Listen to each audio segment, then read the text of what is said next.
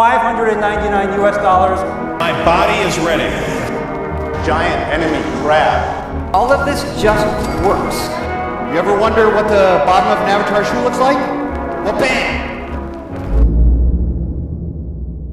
E3, short for the Electronic Entertainment Expo, an annual trade show where for over the last few decades, major gaming companies showcase their incoming products, but maybe not anymore. Okay, here we are at E3. So get your rods and cones ready. This is the Jaguar VR system that we've been developing. Sega Saturn, the most powerful, the most technologically advanced game system anywhere. We started our rollout of Sega Saturn yesterday. A system named for the power of a $50,000 workstation, harnessed to game play at a somewhat more affordable price. $299. This E3 show is a big show for Nintendo. It's show and tell time.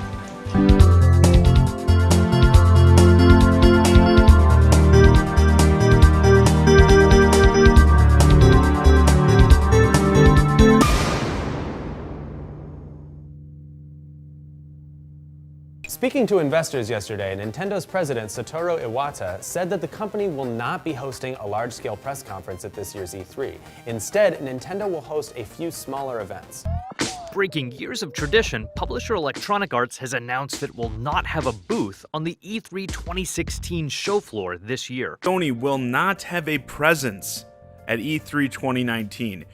This does not seem to be a Nintendo-type situation either, where they're just not holding a live conference or something. We're talking not showing up at all. No conference, no booth, nothing.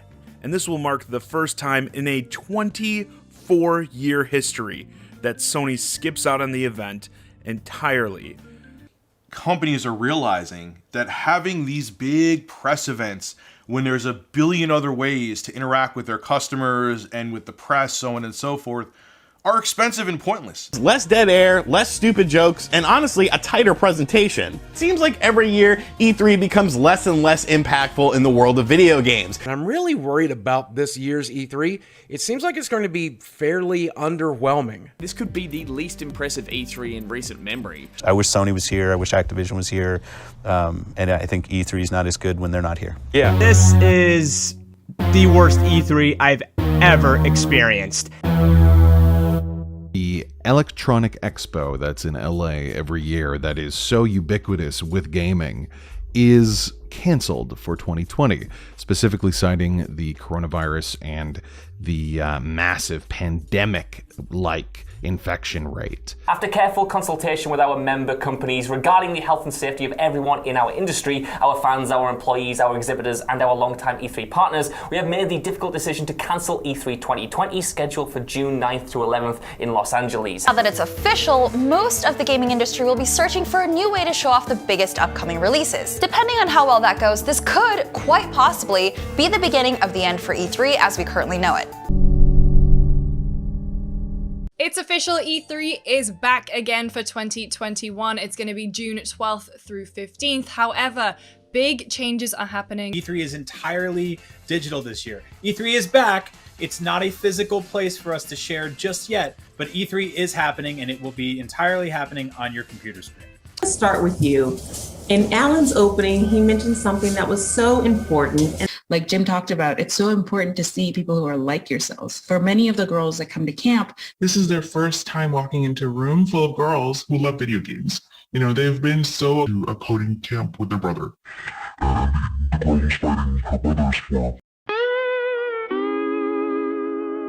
Well, the future of E3 is not looking very bright. E3 2022 has officially been canceled completely. The ESA has now confirmed that there won't be a digital equivalent, similar to what was held for last year's E3. Oh, you guys want to watch this? No! Now, we're waiting for comment here at IGN on what the next steps might be from the ESA, but until then, fans can hold out hope for an E3 in-person event in 2023. E3 seems to be back in its former glory, and honestly, it's really, really exciting to see them coming back, especially under new management. As PAX organizer ReedPop is officially taking over E3, will reshape what didn't work. Ubisoft came out and said, "We will support E3 if E3 happens this year." E3 returns to LA Convention Center after a 3-year hiatus. This is awesome. This is awesome all around. I'm so happy that E3 is back, it seems, in a very good way. And I might... Objection! IGN has heard from multiple knowledgeable sources that Xbox, Sony, and Nintendo all won't be a part of E3 this year or have a presence on the show floor. In other news, yesterday, Ubisoft officially pulled out of E3 2023. Just last month, Ubisoft was the only company confirmed to be attending the revamped Electronic Entertainment Expo. But as of this week, that is no more. While we initially intended to have an official E3 presence, we have made the subsequent decision to move in a different direction and will be holding a Ubisoft Forward live event on the 12th of June in Los Angeles. IGN reporters have spoken with numerous individuals in publishing and PR who typically have knowledge of event strategies, all of whom expressed concern about the status of this summer's event. Many told us that they hadn't heard of anyone else who was planning to attend, and some said they felt there had been a significant lack of communication from the ESA and organizer ReedPop as to what exactly they should expect from the new E3. It begs the question, who is going to be exhibiting at E3? Like right now, no major publishers are confirmed for the event, and we are just about 2.5 months away. And it's like, is E3 just going to be canceled this year at this point? Like, what's the purpose of going to E3 if most of these big companies are not going to be there? It's like... Well, ladies and gentlemen, it's official. E3 has been canceled for 2023. ReedPop did put out an official statement by saying this was a difficult decision because all of the effort we and our partners put towards making this event happen, but we had to do what's right for the industry and what's right for E3. We appreciate and understand that interested companies wouldn't have playable demos ready and that resourcing challenges made being at E3 this summer an obstacle they couldn't overcome.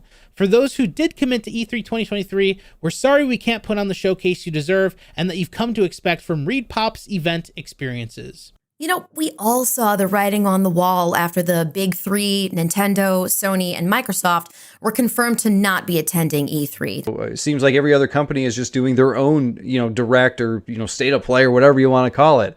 PC Game Show, Tribeca Game Spotlight, the Summer Game Fest Showcase, Geeked Week, Devolver Digital Marketing Countdown to Marketing, Coke Prime Time, ID at Xbox, Steam Next Fest, The Day of the Devs, Kinda Funny Game Showcase, EA Play, IG Summer of Gaming, and Nintendo Indie World. Like, publishers have realized that they can do their own events elsewhere. They can just do a cool live stream or do this or that, and they don't have to compete with a bunch of gaming news being crammed into 2 to 3 days, and they have to spend hundreds of thousands of dollars sending employees, building up a big booth, and all that stuff at E3 proper. So essentially, this is like the digital age coming in. So E3 is dead. We gotta stop meeting like this. Sure. We can't fight change. Can't fight gravity. We can't fight nothing.